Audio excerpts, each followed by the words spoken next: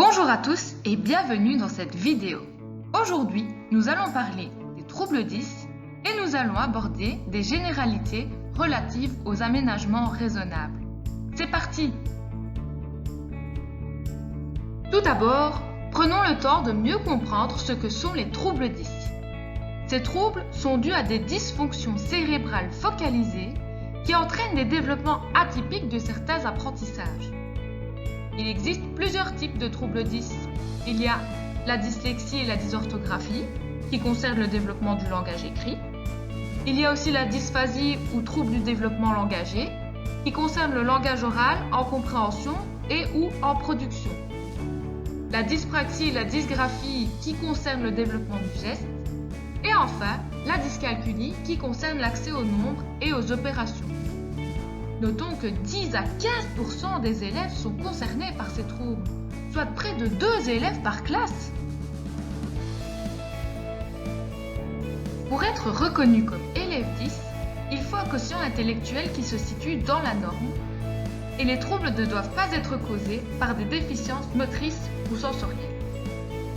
Il est important de préciser que ces troubles durent toute la vie, et ce, malgré de nombreuses séances de prise en charge. Le but est alors de compenser les difficultés.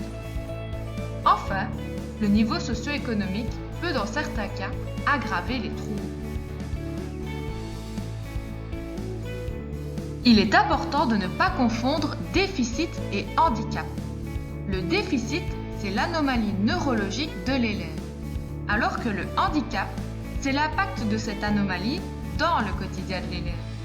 Dès lors, sans école, ces élèves ne seraient pas perçus comme défaillants, car leurs troubles sont invisibles. Mais l'école, avec ses exigences et son fonctionnement actuel, met en évidence leurs difficultés. Il est donc important d'apprendre à contourner celles-ci pour permettre aux élèves d'accéder à un maximum de connaissances.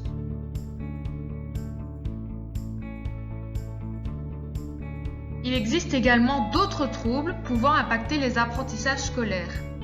Le trouble déficitaire de l'attention avec ou sans hyperactivité, l'autisme, le bégaiement, les troubles sensoriels et les troubles du comportement.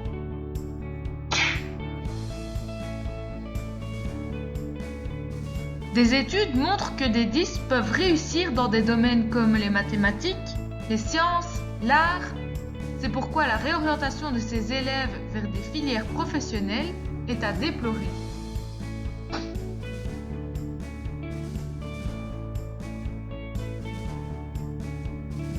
Il existe d'ailleurs beaucoup de célébrités ayant des troubles d'apprentissage. C'est la preuve qu'il est tout à fait possible de bien réussir dans la vie, même en étant 10.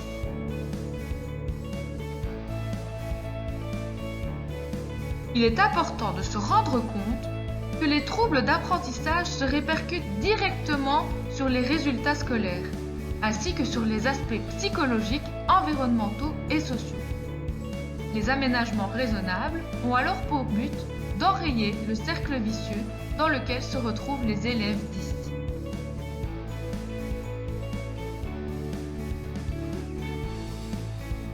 Depuis 2009, les élèves en situation de handicap ont droit à des aménagements raisonnables.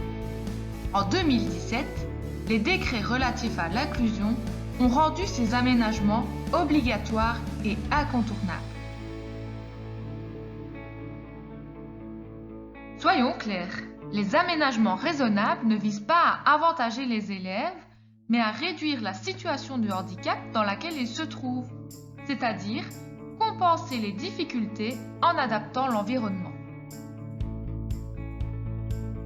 D'ailleurs, la mise en place d'aménagements raisonnables vise un principe d'équité et non d'égalité. Chaque élève a ses spécificités. Les aménagements raisonnables sont un moyen de donner à tous les mêmes chances, en s'adaptant à leurs besoins. Si nous prenons l'exemple d'un élève myope, la mise en place de lunettes adaptées à sa vue serait une évidence. Dans le cadre des troubles d'apprentissage, les aménagements doivent être vus comme une paire de lunettes, indispensables à leur réussite. Nous vous remercions pour votre intérêt et votre écoute. et nous espérons que cette vidéo vous a plu et a répondu à un maximum de vos questions. À bientôt et bonne fin de journée. Au revoir.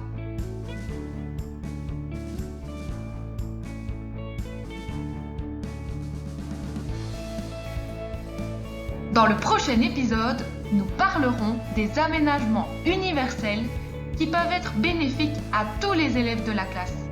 À très vite!